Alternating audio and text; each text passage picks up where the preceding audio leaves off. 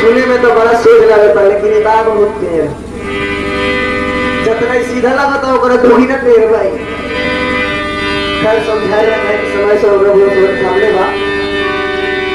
अरे देखो हो घरवा के